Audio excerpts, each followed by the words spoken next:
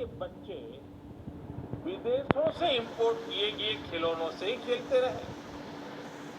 ना तो उनकी क्वालिटी अच्छी थी, ना ही वो भारतीय बच्चों को ध्यान में रखकर बनाए जाते थे। लेकिन कभी किसी ने इस पर ध्यान नहीं दिया। हमने आयात होने वाले खिलौनों के लिए क्वालिटी पैरामीटर तय किए और अपनी स्वदेशी इंडस्ट्री को बढ़ावा देना शुरू किया।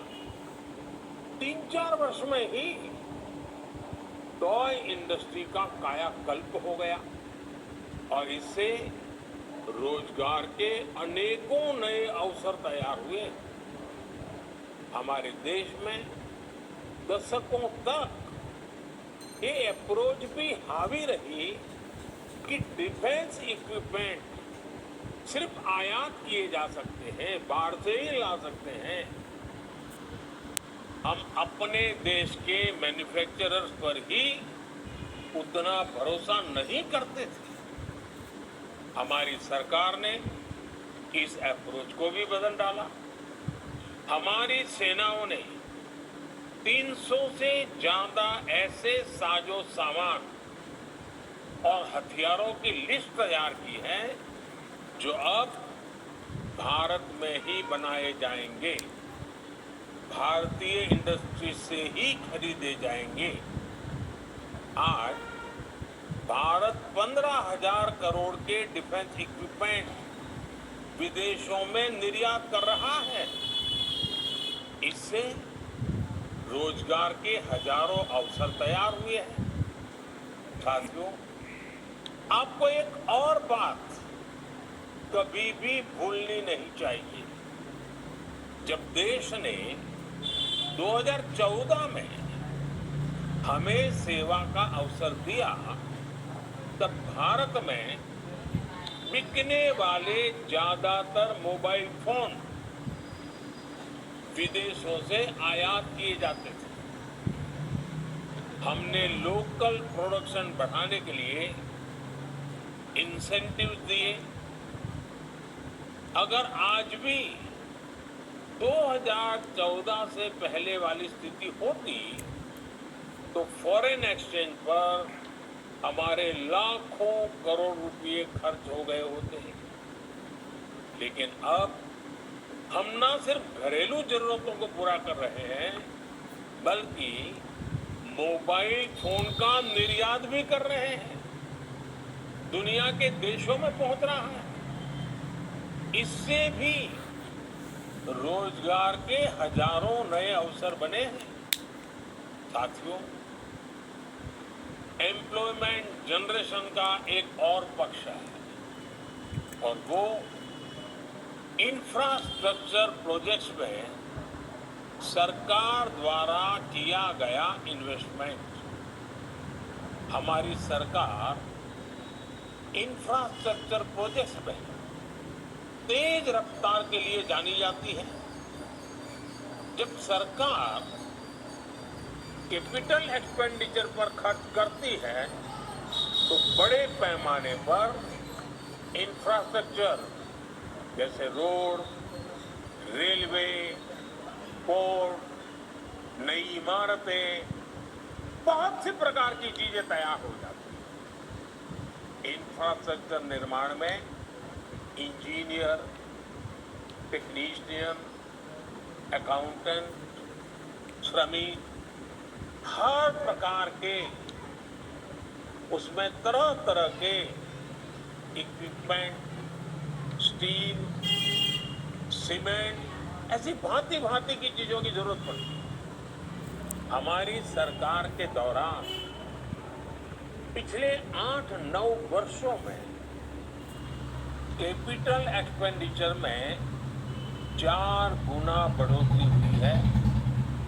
इससे रोजगार के नए अवसर और लोगों की आय दोनों में वृद्धि हुई है। मैं आपको भारतीय रेलवे का उदाहरण देता हूं। 2014 से पहले 7 दशकों में 20,000 किलोमीटर के आसपास रेलवे लाइनों का इलेक्ट्रिफिकेशन हुआ था। पिछले 9 वर्षों में हमने करीब करीब 40,000 किलोमीटर रेल लाइनों का इलेक्ट्रिफिकेशन पूरा किया है। 2014 से पहले एक महीने में सिर्फ 600 मीटर नई मेट्रो लाइन बनाई जाती थी। 600 मीटर। आज हम हर महीने लगभग 6 किलोमीटर की नई मेट्रो लाइन बना रहे हैं। तब हिसाब मीटर में होता था, आज हिसाब किलोमीटर में हो रहा है। 2014 में देश में 70 से भी कम जिलों में 70 से भी कम जिलों में गैस नेटवर्क का विस्तार हुआ। आज ये संख्या बढ़कर 630 जिले तक पहुंच गई है। कहां 70 जिले और कहां 630 जिले। 2014 तक ग्रामीण इलाकों में सड़कों की लंबाई भी 4 लाख किलोमीटर से कम थी। आज ये आंकड़ा भी बढ़कर 7.25 लाख किलोमीटर से ज्यादा हो चुका है। आप अंदाजा लगा सकते हैं कि जब गांव में सड़क पहुंचती है तो उसका क्या क्या प्रभाव होता है। इससे पूरे इकोसिस्टम में तेज गति से रोजगार का सृजन होने लगता है। साथियों, ऐसे ही काम देश के एविएशन सेक्टर में हुआ है। 2014 तक देश में 74 एयरपोर्ट थे। आज इनकी संख्या 148 हो गई है। हम सभी जानते हैं कि एयरपोर्ट ऑपरेशंस में कितने ज्यादा स्टाफ की जरूरत पड़ती है। आप अनुमान लगा सकते हैं कि इतने नए एयरपोर्ट्स ने भी देश में हजारों नए अवसर तैयार किए हैं। और आपने देखा है कि हाल ही में एयर इंडिया ने रिकॉर्ड संख्या में नए हवाई जहाज खरीदने का ऑर्डर दिया है।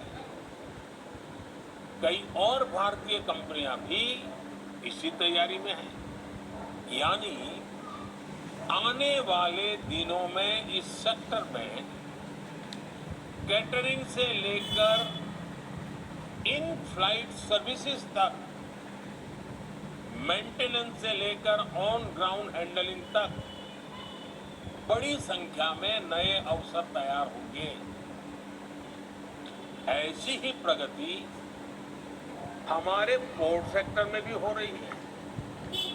समुद्री तट का जो विकास हो रहा है, हमारे पोर्ट्स जो डेवलप हो रहे हैं, आज हमारे पोर्ट्स पर पहले की तुलना में कार्गो हैंडलिंग 2 गुनी हो चुकी है और इसमें लगने वाला समय अब आधा रह गया है। इस बड़े बदलाव ने पोर्ट सेक्टर में भी बड़ी तादाद में नए अवसर तैयार किए हैं। साथियों, देश का हेल्थ सेक्टर भी एम्प्लॉयमेंट जनरेशन का बेहतरीन उदाहरण बन रहा है। 2014 में भारत में 400 से भी कम मेडिकल कॉलेज थे। आज 660 मेडिकल कॉलेज हैं। 2014 में अंडर ग्रेजुएट मेडिकल सीटों की संख्या करीब 50,000 थी। आज 1 लाख से ज्यादा सीट उपलब्ध है। आज पहले के मुकाबले 2 गुनी संख्या में डॉक्टर परीक्षाएं पास करके तैयार हो रहे हैं। आयुष्मान भारत योजना की वजह से देश में अनेकों नए अस्पताल और क्लिनिक बने हैं।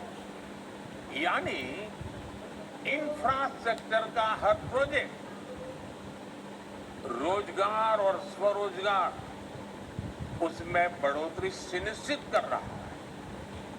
साथियों, ग्रामीण अर्थव्यवस्था को गति देने के लिए सरकार जो एफपीओ बना रही है, सेल्फ हेल्प ग्रुप को लाखों करोड़ की मदद दे रही है, स्टोरेज कैपेसिटी का विस्तार कर रही है, उससे गांव के युवाओं के लिए अपने गांव में ही रोजगार के अवसर बन रहे हैं।